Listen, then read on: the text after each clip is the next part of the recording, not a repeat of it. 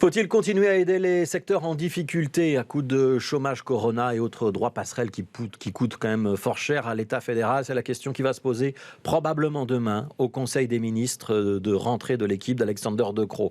Question sensible en particulier pour Bruxelles, où les activités liées au tourisme tournent toujours au ralenti. Bonjour Vanessa Lullier. Bonjour. Pour l'instant, les aides sont garanties jusqu'au 30 septembre. Et la question, c'est donc ce qui va se passer à partir du mois d'octobre. Oui, donc avant les vacances, il avait été convenu de maintenir les aides pour les indépendants et le chômage temporaire jusqu'à la fin de l'année pour les secteurs qui connaissent encore des mesures de restriction. Ce vendredi, lors du Conseil des ministres, le dossier il sera remis sur la table vu les nombreux assouplissements dans les mesures sanitaires, en tout cas pour la Flandre et pour la Wallonie, car les mesures coûtent évidemment cher à l'État, dont le budget n'est pas extensible à l'infini. L'État a déjà dépensé plus de 2,4 milliards pour le droit passerelle et plus de 1,5 milliard pour le chômage temporaire Corona cette année. En juillet, 39 000 entreprises avaient toujours recours au chômage temporaire, ce qui représente encore 193 000 travailleurs.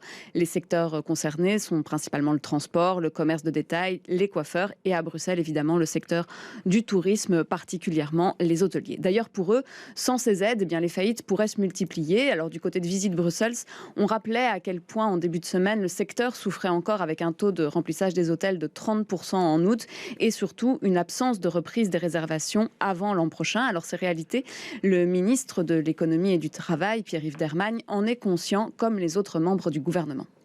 Il s'avère qu'il est absolument nécessaire de pouvoir prolonger une série de dispositifs d'aide et notamment le chômage temporaire Corona.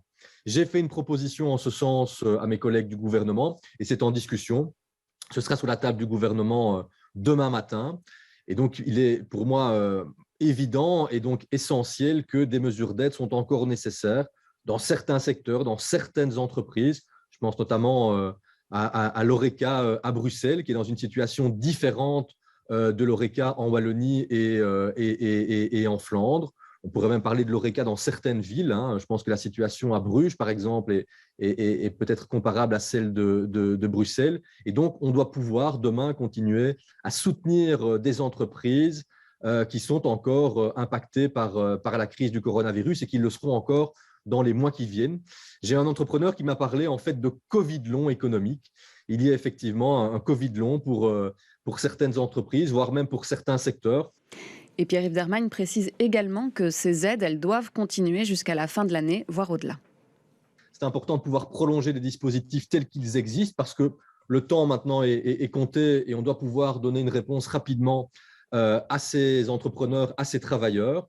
Et puis, dans un deuxième temps, pour les entreprises et les travailleurs qui subiront encore dans le courant de 2022 l'impact de la crise du coronavirus, pouvoir envisager des nouveaux dispositifs sans doute plus ciblés.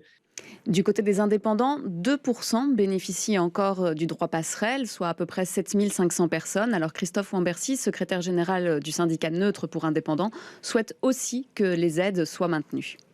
Sur base d'une enquête qu'on a faite avec nos membres, qu'est-ce qu'on a constaté? C'est qu'un certain nombre d'indépendants concernés, évidemment, dans les secteurs les plus touchés, donc l'Horeca, le commerce, les métiers de contact, leur baisse de chiffre d'affaires était toujours bien là, mais elle n'était plus de 40%, mais elle tournait autour de 25, 30, 35%, ce qui reste néanmoins très important. Donc ça veut dire qu'on accuse aujourd'hui toujours une baisse de chiffre d'affaires et donc de taux de consommation, et parallèlement à ça, le seuil escalier, je dirais, du droit passerelle qui est de 40% n'est plus atteint.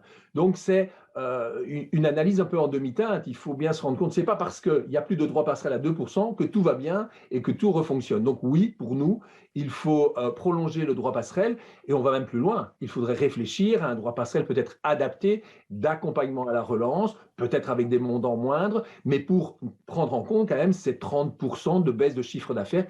Alors le ministre et maire David Clarinval s'est déjà positionné en faveur de la prolongation du droit passerelle.